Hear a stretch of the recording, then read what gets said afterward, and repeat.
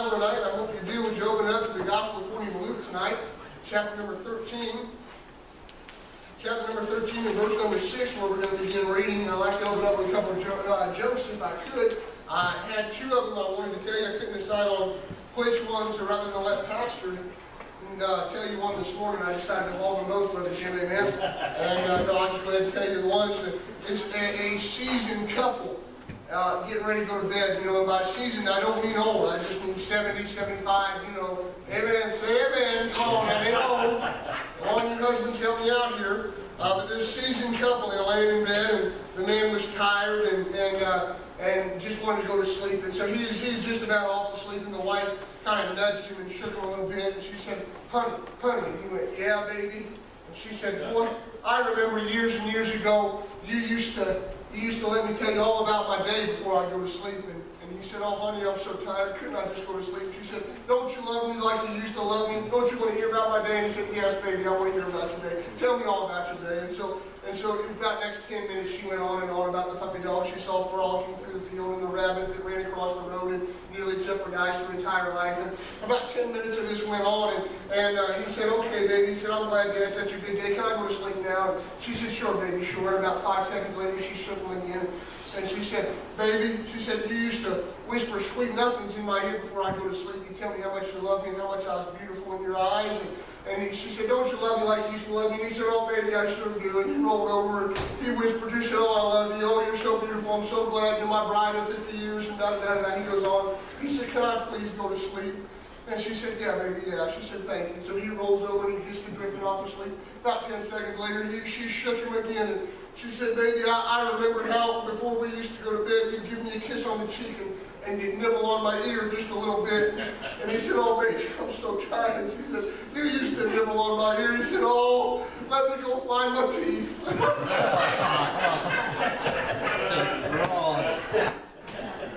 Oh, how the mighty have fallen. I'm really going to look at it and say this is terrible. Amen. Well, if you've got a Bible tonight, I hope you're there. Luke chapter number 13, and we're going to begin reading in verse number 6 tonight. We'll try to be brief with you, try to get you on your way. The Holy Ghost has laid a message on my heart I'd like to preach with His help tonight, and so you pray for us. Begin reading in verse number 6. If you've got your place, you're able to do so, please stand with me. We'll honor the reading of the Word of God in this way. Again, Luke chapter number 13, verse number 6. He, and that he being there, Jesus, it says, he spake also this parable. A certain man had a fig tree planted in his vineyard, and he came and sought fruit thereon, and found none. And he said unto the dresser of the vineyard, behold, these 3 years I come seeking fruit on this fig tree, and find none. Cut it down. Why cumbereth it the ground? And he answering said unto him, this being the vine dresser, Lord, let it alone this year also, till I shall dig about it and dung it. And if it bear fruit, well, and if not, then after that thou shalt cut it down. Let me read verse 7 again. Then said he unto the dresser of the vineyard, behold, these 3 years I come seeking fruit on this tree, and find none. Cut it down, why cumbereth it the ground? And he answering said unto him, Lord, let it alone this year also, till I shall dig about it and done it. Heavenly Father, God, we come before you tonight, realizing our frame, recognizing before you, God, that we are nothing and nobody. That, God, I am less than nothing on the zero with the ring wiped out, and that, God, it's not for your hand and for your Spirit moving in and through me. Despite of me, God, nothing's going to happen tonight. Father, I'm well aware tonight that all is vain unless the Spirit of the Holy One comes down, and, God, I'm also aware of the fact that God and I, all of us have come from different backgrounds, different pasts. Father, we come together and every single one of us have got problems and issues and trials that we face, and sometimes things unseen, sometimes things seen. And God, every one of us has our battles that we face. Every one of us so far, God, this week, none of us, I don't think, have come through trial this. Every one of us have been tested by the world, by the devil, by your hand, and God, more than anything, by our own flesh. God, tonight as we come into the house of God, I thank you first and foremost for those that have chosen to come out. Nobody made them come out. God, they chose to come out. And so, God, I pray that you bless them for choosing the second part. So God, I'd ask that you'd hedge this place about, that you'd cast out and off the devils and demons of hell, that God would seek to come against this place and destroy it. And God, I'd ask that you'd set aside even our flesh, that God, we could be used of you. And God, every one of us here, whether we know it or not, needs you to move in our heart. God, we need your Spirit to move. We need to be stirred. We need to be changed. God, I'd ask of you tonight that you do just exactly that. That, Father, you'd work in our midst. That, God, you would come down, that we'd be felt. That, God, I'd ask of you, Father, that you'd move in our hearts. God, the truth that you've laid upon my heart, would you set me out of the way? Would you hide me behind the cross? And, God, would you enable me to preach this, your good word to your good people? God, I'm not worthy. Had you given me what I deserved, I'd be in hell. But, God, I thank you so very much for the grace that saved me and the grace that called me. And God, I'd ask of you now that you bless the rest of the service time tonight. God, would you work in us? We'll be careful to give you the praise and the honor and the glory for it. It's in Jesus' name we pray. Amen and amen. Thank you so much for standing. You may be seated. I love the Lord and I love the Gospels. I love Jesus' teaching.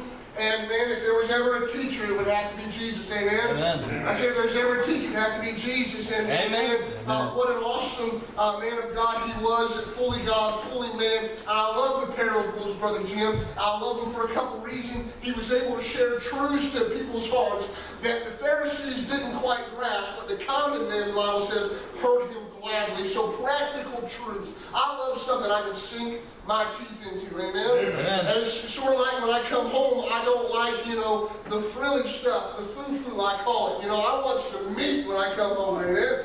I don't like, and they tell you that salad is good for you. Well, praise God, it didn't do much for cows. Amen? And they're still fat. Amen?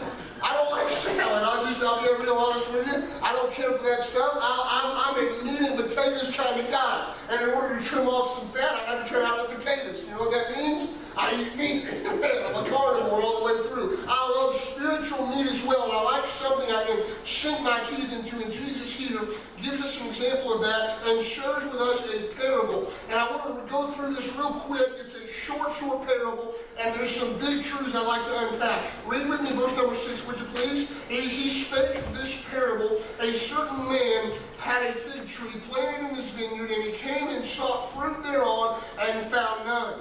And then came he to the dresser of the vineyard. Behold, these 3 years I come seeking fruit on this fig tree, and find none. Cut it down, why cumbereth it the ground? And he answering said unto him, Lord, let it alone this year also, till I shall dig about it, and dung it.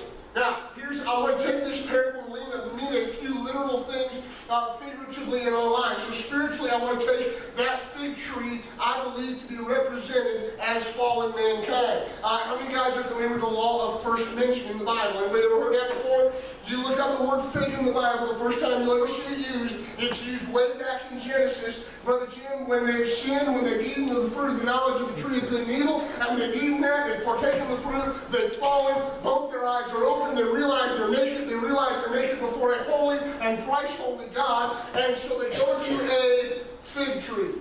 And they rip off some of the leaves and they sow together themselves acorns. First time the fig tree is mentioned in the Bible, first time the word fig is used in the Bible, it's used in correlation and representation of fallen man. So I'm going to take the fig tree in this here vineyard to represent fallen man. And not just fallen man, but one that has been raised up and been planted by the grace of God. So let me just say this, I don't believe it's just a lost individual. I believe this fig tree to be representative of a saved, born-again child of God. So why do you think that? Well, number one, because he's in the vineyard, amen? Amen. He's inside of it. He's inside the walls. He's been planted, he's been watered, he's got sunshine, he's got nutrients. He's planted inside the vineyard under the care of the vine dresser. I'll take that to be Jesus Christ. Amen. And may I stop and say before I get into the message, I'm glad I've got Jesus on my side. Amen. I'm glad I've got a vine dresser who looks out for me and cares for me and yet gave himself for us.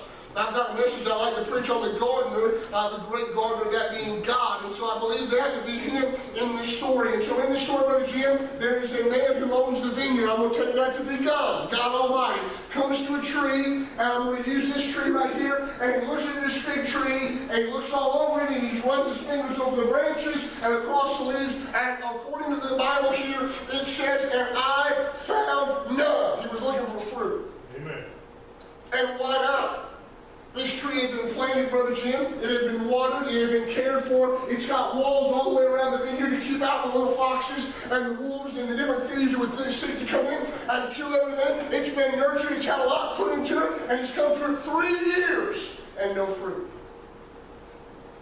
I tell you this, we as children of God, oftentimes God comes to us, looks at our life, and not so much fruit. Right. Right? Yeah. I say this, and this is going to be one of the gasp moments, Brother Don. You ain't going to see this coming. You ready? You can't tell nobody. I promise that. Give me your word. Yeah. All right. I'm not perfect. Don't now, easy. Don't tell anybody, Brother Cole, don't you jump in either. They may tell you stories about me, and they wouldn't be true. No, they would be, but he ain't going to tell them. You love me, don't you, brother? Amen? I'm not perfect. And if you were to get with somebody that has been around me for a number of times, a number of years, but I think Brother Combs and my dad, they can tell you all kinds of stories about the crazy, stupid things I've done. Rock-headed, bull-headed junk that has caused me not to bear fruit in my life. And can I tell you this, man, in this parable, God comes to a tree, he's giving literally all of himself for this tree, and there's no fruit on it. I want to draw 3 things out of this. I want to see, number 1, there is an instigator. An instigator. How many guys know that as sure as there's a God, there is a devil? Amen. Yes, sir. As sure as we have an advocate for our soul, there is a Satan that would seek to kill, to steal, and to destroy us. And I can promise you tonight, the devil is not in the building up business, he's in the destroying business. Yes, amen? Sir. And the devil's not out to give you all kinds of fun in your life. He's out to kill you and destroy you. And if you're a saved child of God, the next best thing he can do, besides take your soul to hell, is to destroy your life so you bear no fruit. And here in this parable, this is a tree the devil's had his way with. Amen. Brother Jimmy's not bearing any fruit. It's not doing any good. Right? Look at verse 7 with me. Say, preacher, that's harsh. Sure is. Check it out. Look at verse number 7. And he said unto the dresser of the vineyard, behold, these 3 years I come seeking fruit on this tree, and find it none. Cut it down. Why cumbereth it the ground? Brother Jimmy said, what's it taking up space for? I say this, and I mean this in the kindest possible way. If you look out across the churches of America, preacher, there are some people firmly planted in the pew that oftentimes, Brother Jim, I think God looks at and goes, man, what are they covering the ground for? Say, preacher, that's harsh. I know it's harsh. They've been planted there for years, and they're not moving, they're not bearing fruit, they're not bringing anybody into the house of God, they're not soul winning. Why cover they the ground, right? Can I say, you know what happens up in heaven? There's a conversation that takes place, and the devil comes up to Jesus, and he'll say to God, he'll say to that old vine grove, he'll say to the owner of the vineyard, he'll say, hey, look at so-and-so down there on that pew. I'm not pointing to you, Brother Jim, amen? But look at so-and-so down on the pew. I'm not pointing to anybody, but just check them out. Look at them. They've been sitting there for years. How many years you going to them? Yeah, what fruit have they bore? They've not borne any? Hey, you know what the devil will do? He'll say, well, here's what I think you ought to do, Jesus. He'll say, hey, here's you an axe. Hey, God, you know what that tree needs? Needs chopped down, God. It's covering the ground, God. Why don't you just take it home, God? It's not bringing any fruit, God. And so he hands God the axe, and instead of chopping us down, now, by the way, I do this. I'm not going to cut myself really cold. Just stick home, amen. Look at he's nervous, amen. So is preaching. Amen. I say this, when I say God cutting us down, I don't mean us losing our salvation. And I believe that if you're saved, you're always saved, amen. Amen. But I do believe this, that God can take an unfaithful, unfruitful servant and call him home. Amen. Yes, sir. One of the most powerful messages I ever heard just part of. Brother Combs came to me and a preacher. I don't even know who the preacher was. I never heard him preach it. But I know the verse out of Corinthians, and he preached a message entitled, Did God Waste His Grace on You? Brother Combs, you want to tell me about that? I don't even know the preacher. He never named me. Jimmy just told me that message. Hey, can I say I don't want to cover the ground and not bear fruit for God? Amen? Amen. How many of you guys, by show of hands, would say, preacher, I want to bear fruit for God. I want to do something for God. I want to be fruitful. I want to multiply. I want to bring people into the house of God. I want to be used. That's all of us. I say, though, all of us at times are unfruitful in our life. Yeah, amen. And the devil's ready, and he's ready to grab that axe, and he tells old Dave,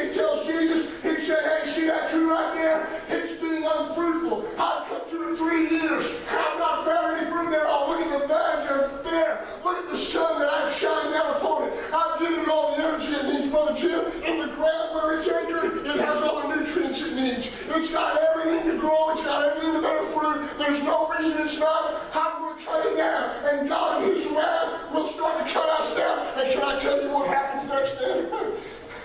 Look at this. Look at verse number 8. It says, and he answering said, this is the vine dresser, Lord, let it alone this year also, till I shall dig about it and dug it. You know what happens when that happens? Every accuser of the brethren steps in, and God's justice and God's wrath was about to be rained down upon the child of God. I'm glad there's somebody, and his name's Jesus Christ, not your head up and down, that steps in between us and God and says, hey, God, hold on, wait a minute. Hold up. I died on the cross to set them free. I know they've not given much. I know they've not borne much fruit. Hey, but God, can I say this?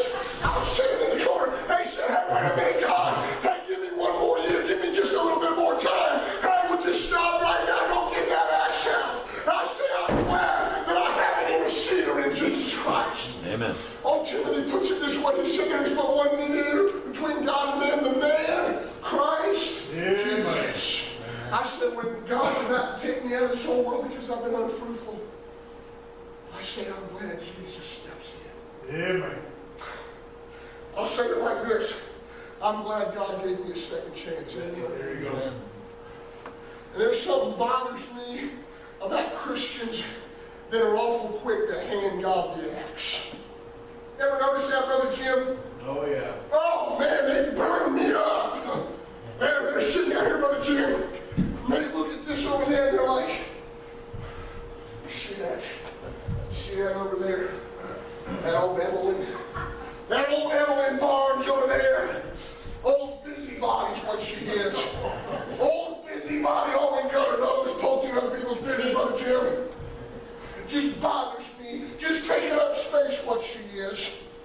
You know what I'm going to do? I'm going to start praying. I'm going to hand God the axe. And I'm going to say, hey, God, why don't you cut her down? Get her out of here. She's just taking up space. And you know what God does? Nothing. You want to know why? Because it ain't our job to tell God what to do. Amen. Hey, man, I'll amen it myself. It ain't our place to tell God what to do. So you know what I'm going to do?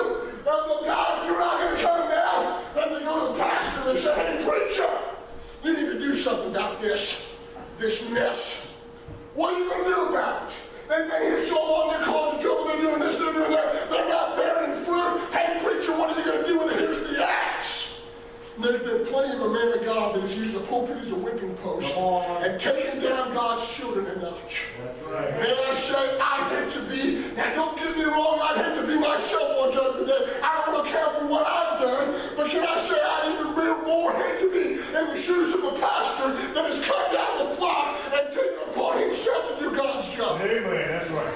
And can I say, the great man of God, and thank God for the ones, they said this of Lee Robertson, one man said he was velvet steel, didn't bend. Soft, but he didn't bend. And they'll say, no, I'm sorry, can't do nothing, God's job. Those people take the axe into their own hand. They'll say, well, I'm going to do what I can to take them out there. God will love a Christian that God saved with an axe to grind. Can I tell you what Jesus does? He don't grab the axe, Brother Don. He don't. I'm glad there's an instigator. Say, why is that? I'm glad there's an instigator because I get to see the interceder at work. Amen. I say this though, God doesn't stop at just holding off the wrath of God. He takes it a step farther, amen. Look on in verse number 8 with me again. It says this, and he answered and said unto him, Lord, let it alone this year, till what? He said, till I shall dig about it. Said, until I shall dig about it and dug it. Brother Jim, you know what God does? He doesn't wrap the axe off. The devil have us chop him down. He takes that and throws it off to the side. And he'll pull out a shovel, amen. And I call it the Bible, amen. And by the way, the King James 1611 authorized version of the Word of God. Hey, another message for another day. We're going to pull out the Word of God, and he'll say, hey, Jesus, leave it alone, God. 1 second, God, 1 second. It hasn't been growing. I know why it hasn't been growing, God. Said there's some things down in its roots. There's some things down where it came from. That's the tree's past, amen. He said there's some things in its past I've got to dig out. And he said there's some sin down in there I've got to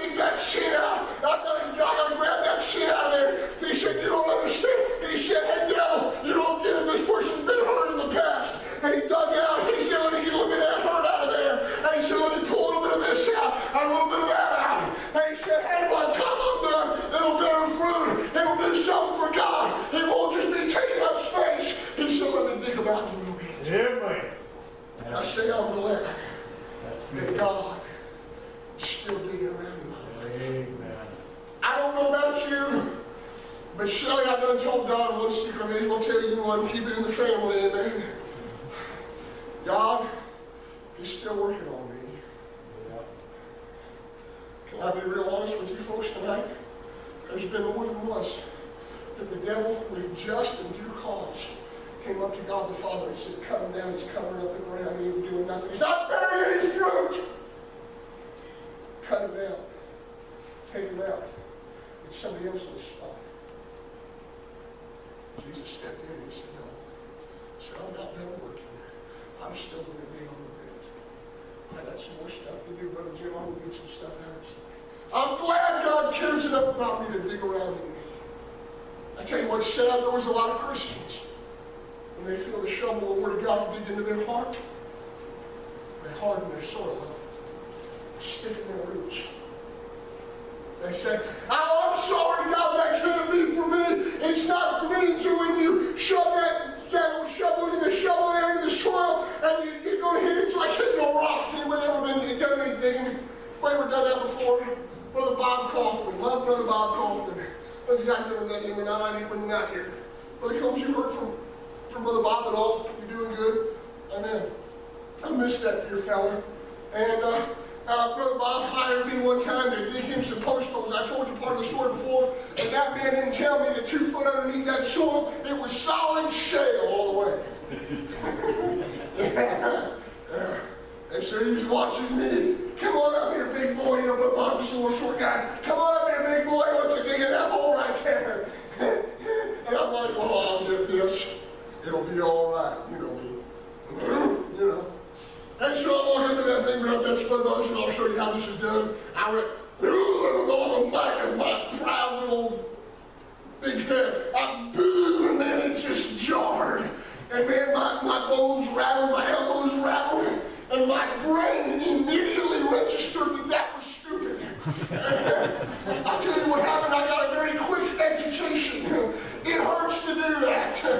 And I say, a lot of us, much the same way that rock fought my shovel, fought the spud bar. Much of us will allow things, we'll hold on to things wrapped around in the roots of our past, and we'll hold on to something, and we'll say, God, I want to grow, and I want to bear fruit, I want to suck in the sunshine, I want the water, I want the good soil, but God, you can't have this, and you can't have that, and God, I'm going to hold on to this, I'm going to hold on to that sin, I'm going to hold on to this part of my life. God, you can have everything else, you can have everything else in my roots, everything else in the soil, but God, this one thing I'm holding on to, and God, I'm going to do that. I'm going to hold on to it, and if it means I can't bear fruit, I guess I can't bear fruit because I'm not giving it up.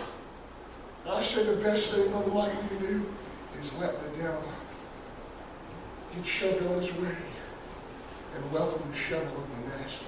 Amen. And vine dresser. Brother Jim, though it hurts, but didn't have it. I worked for a while over there at Cedar Lane Farms, over on Backville Mill Road. I worked there. There's a man that worked there. His name was Tim. First name was Tim. And he's the owner of the place. And we grew them all in flats. And preacher, we didn't grow anything in the ground, so to speak. We had soils, you know, in flats. And so we had one of the flat with the gyms. I had a flat of, there were begonias, I think, and they were expensive little flower. We grew them to be about that tall before we sold them, shipped them out to other greenhouses to sell, and they were starting to wilt and starting to die. Brother Roger, I took them to him, and I said, hey, you want me to go ahead and throw these away? He said, for what? I said, well, they're brown, they're dead. He goes, no, we can save those. And he took that flat and laid it down on a bench. They called them beds there. He had water and all that, but he laid it down on one of the beds, and he said, let me show you something. Here's the reason that these flowers are dying. And he moved the soil, swept the soil aside, just a little old pot. There wasn't much there, but just a little old pot, swept some of that soil aside, and I looked at it there, and there was little rocks interwoven all around the roots, and those roots had grown to that rock and then just wrapped themselves all the way around that rock. And he said, this hurts the plant, but in the long run, it'll make it so they'll bloom and so they'll prosper. And he took that bit of root with that bit of rock and he ripped it out. And I said, brother, you just took the roots and ripped some of them out. He said, I know, but if they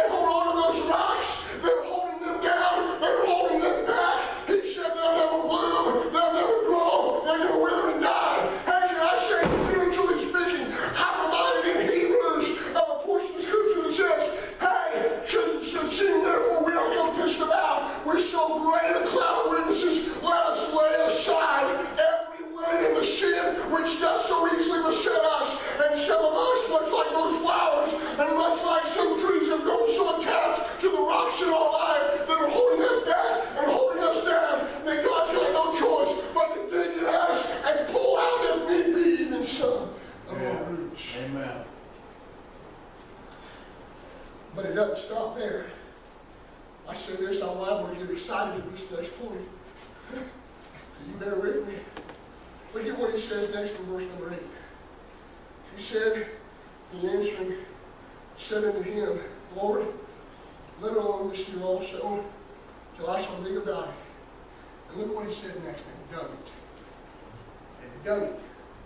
Brother Jim, in the Koine Greek, the participle done is properly transcribed into the English as poop. To be real honest with you, it's manure, Brother Roger. That's what it is. It's what done is. And can I say, I want to say this here real quick. My brother's not here now. I wish he could have been, because I was going to have him hold up little old Aubrey. And how old is Aubrey now, honey? How old is she? What? Almost 8 months. Say it louder. 8 months. What? 8. You know this fan does make it hard to hear. Amen. She's 8 months old, right? You know what she does every once in a while, Brother Jim? She'll be sitting in the car seat. I watched it happen at Walmart about 4 days ago. Brother Combs, she's sitting in the car seat and she's smiling and giggling. All of a sudden she goes like this. And her face gets real red, starts at the neck and just goes all the way out. And she's, and then she goes, you know what we call that, Brother Jim? Call that making a mess. She messed herself, right? Am I right? Ain't that what we call it? Help me out, ladies. You change the only diapers. Mama, don't be afraid. That's what you call messing themselves, right? And I enjoyed it as a baby. I waited until after she put a fresh one on me to let it all go. I just ordered it like that. But can I say, I survey God. I hope you'll smile. I survey God that likes to take messes and make miracles out of them. Yeah, man. I tell you, God sometimes will come into your life and not only dig some stuff out, but he'll throw some mess on top of your life and he'll sprinkle some dirt all about you. He'll make a mess that everybody else they look on and they say, boy, what a mess. What a stinking mess that is, right? Literally it is, right? It's a stinking mess. But what the world doesn't realize, and what the devil doesn't see, and what sometimes the tree or the plant or the flower fails to recognize, is that it's not a mess, it's just God at work. It's just God moving some things out. It's just God putting some things in. And Brother Jim, when it's all said, when it's all done, that old owner of the vineyard's going to come back, and God's going to visit that tree again, and he's going to look, and there's going to be fruit on it, and there's going to be figs weighing down the branches, and we look on and say, I thought it was hopeless. I thought it was dead. I thought it was dead. And what happened, God? Rip some things out. Put some things in. You make a beautiful out of this. It's all because we have an intercessor. Amen. I'm glad God gave me a second chance tonight. A third chance, a fourth chance, a fifth chance. Some of y'all super spiritual, you ain't need to go on. You pray for the rest of us. We do much of it then. But can I say, Brother Jim, practically speaking, if this is true, then we ought not give up on anybody. That's fact. Amen. Amen. I say, if this is true, and what God has said in that parable is true, I'm saying, preacher, there ain't a crack addict, there ain't an inmate, there ain't anybody down there in Big Prairie or Shreve or around this whole stinking globe that we ought to give up on, because God ain't give up on it. You take any Christian, any child of God, any born-again man, woman, or child that have got their lives in a wreck, and they've got so far down in sin that you and I are tempted to walk away and say, Brother Jim, I've done what I could, and you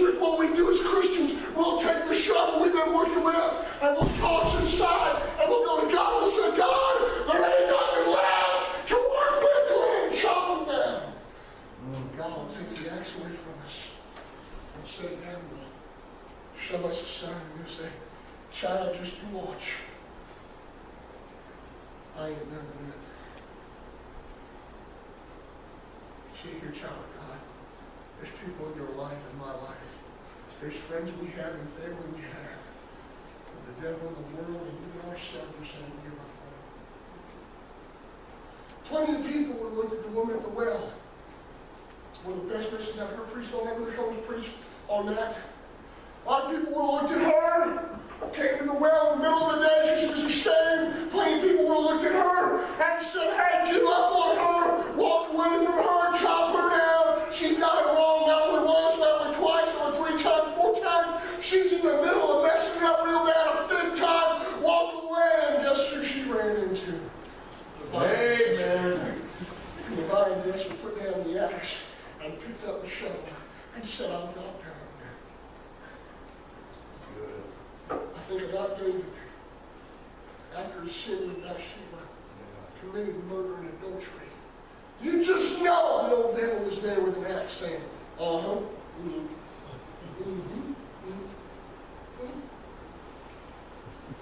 Jesus said, not done yet. Old blind Bartimaeus, I think of him, crying by the roadside begging, said, oh, son of David, oh, thou son of David, oh, thou son of David. And you know what happened, Brother Jim? The disciples, the ones that watched Jesus Christ work, that watched God work, said, hey, shut up, dude. We're done. It's over. You're done. You're dying. You're there. You're blind. Leave it go. And Jesus walked by and handed them the axe and said, boys, I'm not done. I remember the maniac of Gadara over in Mark chapter 5. The maniac. Remember, man? The demons literally talked out of Jesus. What's your name? Legion, for we are many, right? And the towns had written him off. The disciples wrote him off. The world wrote him off. Said he's done. Chop him down. Hack him up. And old Jesus walked by and he said, hey, devil, hand me that axe. Thanks, I don't need it. I got a shovel. And he said, hey, come out of here. And in the next verse, you know what happened? By the grace of God, he said he was sitting and clothed and in his right mind. Yeah, man. So, Brother Mike, the Josh, if this is true, we ought not give up on anybody. That's right, preacher. No matter their past, no matter their present, their future belongs to God, and we had better remember it. There's a lot of us. I'm done. There's a lot of us in this room and been in church for a number of years. Brother Jim, the Bible says in Proverbs, says it in James, says it in a number of places, life and death, they're in the power of the tongue. They that love it shall eat the fruit thereof. Preacher, every one of us as children of God are in this place. We have an influence on the other brothers and sisters around us. That's right. And we walk out and we have a choice. The same, and hear this, the same sunlight that will nurture a small flower and bring it up to kiss the heaven one day, the same one that will grow a daisy and grow the oak tree mighty and strong, the same sunshine will kill a dead tree and prepare it for the fire. You can take that book and you can be just as biblical as the next guy and shred somebody with it. Or you can take that same book and be just as biblical and build somebody else. Amen. Amen. So, child of God, I would say this to every single one of us. I don't care whether you've been saved a month, a week, or 10 years, 30 years, 40 years. There is a choice you have. You can take the axe, or you can take the shovel. What you do with it, to the people around you, is up to you. But the choice is yours. And every time you come into this house, every time you come into the life of somebody else, you're going to grab either the axe, you're coming down with the shovel to help build them up. You hear me. There's coming a day. Or some of us are going to stand, and I pray it's not, they're going to stand before a threshold of God, the great white throne judgment. Jesus is going to say, look, see all this? That's what so-and-so could have done. If you hadn't, come along and chop them up. So, Brother Jim, I don't know about you. I don't want the axe. I want to build somebody up. How about you tonight? Let's pray. Heavenly Father, God, I come before you tonight. Father God, I confess that, God, there's been more times than I'd like to admit, more times than I care to count. But God, you'd have been more than just to lay the axe to my roots, to finish me off and to call me home to glory. But God, you didn't. You're still working on me. God, there's a lot of folks in this place tonight.